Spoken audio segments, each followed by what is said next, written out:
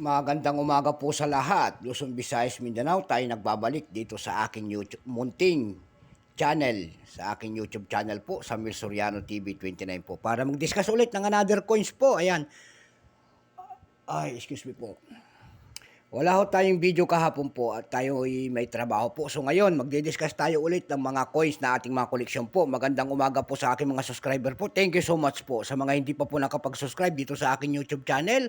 At gusto nyo ang ganito mga topic po, ako po yung nakikisuyo, pakipindot naman po ang ating subscribe button. Yan, like and share. Ayan po, pakipindot naman po ang ating notification bell din, padagdag para ma-update po kayo sa mga latest ko pang gagawin mga video po. Ang pag-uusapan dito sa aking YouTube channel po, ito po ay coins. At sinasabi ko parati, ito ang ating hilig po, pangungulikta ng barya. Ayan. Ang pag-uusapan po natin ngayon ay hindi sa atin, ang pera po ng United States of America. Yan ang matindi at makapangyarihang bansa, gumanti sa Iran. Ayan. Pinipikon nila kaya gumanti sa Iran ang United States. Ayan. Sabi nga nila, kahit ano pa, kahit sa tao pa, ayan, trebe muna tayo. Kahit sa tao pa, napakabait na tao, ayan po, sa pagyurak-yurak ng kanyang karangalan sa katagalan ng panahon, ayan, napupuno siya ng esperensya. Sa tagal-tagal ng panahon na pangapi sa kanya, nakabunot siya ng loob at lakas ng loob para lumaban. Ganyan po. 3 beses yata binumbahan kaniyang mga base militar doon sa kanya, sa Iraq, yung mga kano doon. Ngayon, napuno na, gumante. Ayan. Yan ang sinasabi nila, mas masakit ang pagganti. Parating yung tatandaan dito sa ating realidad, ang pangganti po ay masakit. Ayan. Ang pag-usapan po natin ngayon ay pera po ng United States of America. 5 cent po, ayan. Jefferson nickel po, ayan, na ano na natin to, ito po ay Philadelphia Mint, ayan. Marami kasing variety ito, napakahaba ng variation itong pera nila na to. Parang walang katapusan po, every year naglalabas. Ayan po. Bago tayo magsimula, kilalanin mo muna natin siya. Issue po, United States of America po, ayan, period, Federal Republic, 1776 up to date po. Composition po nito ay copper nickel. Ayan, type standard circulation coins, years 1938 hanggang 2008. Ayan po, currency dollar, 1785 up to date po. May bigat po itong 5 grams, may haba po itong 21.2 mm, may kapal po itong 1.575 mm. Ayan, ang kanyang hugis po, syempre, kitang-kita natin pabilog po. Orientation nito, middle alignment po, number N-44 po. Reference number KM-192. Ito pong barya na ito, maraming inilabas. 3 klase po. May tinatawag silang Denver Mint, Philadelphia Mint, at San Francisco Proof.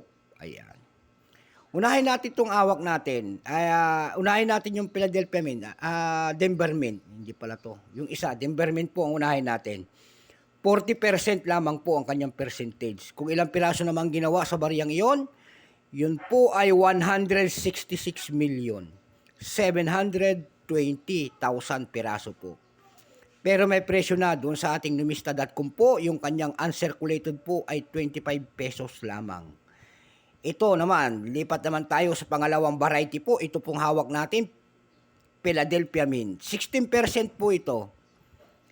Ilang piraso naman po ginawa sa barya na ito? Ito po ay 100,212,000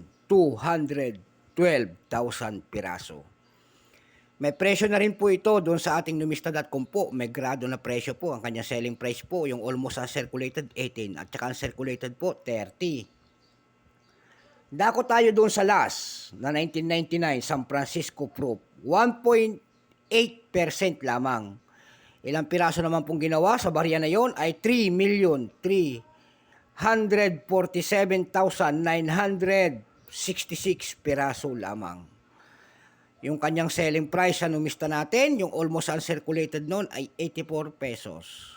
Ayan. Ito po kasi sa ating hawak ay ito po ay Philadelphia Mint. Kaya dito tayo nagbase ng mga presyo kasi ito ang ating hawak. So kaya ito po ang ating Marami po issue sa mga barya na ito, mga United States. Marami pong error coins. Ayan. Marami sila napapansin na error coins sa mga ganitong mga barya nila. Dako tayo doon sa kanyang presyo. Doon sa EB.com po may nagbebenta na nito ng $1. Mayroon tayong nakita doon na nagbebenta po ng 260.80 pesos. Mayroon din 55 pesos, 0.52. Ayan. Sa carousel.com po may nagbebenta na nito ng 250 pesos. At saka isang 200 per piece pesos. Ayan. Yun lang ang ating may babahaging presyo niya at wala na tayong maihimay na presyo. Ayan po. So hanggang dito na lamang po ang aking vlog sa umagang ito. Thank you so much po sa aking mga subscriber po. Yun namang hindi pa po nakapag-subscribe, ulitin natin ulit. Pwede pakipindot po ang ating notification bell. Pindutin nyo rin po ang subscribe button para ma-update po kayo sa mga latest kong gagawin mga video po. God bless po sa lahat and take care. Ayan.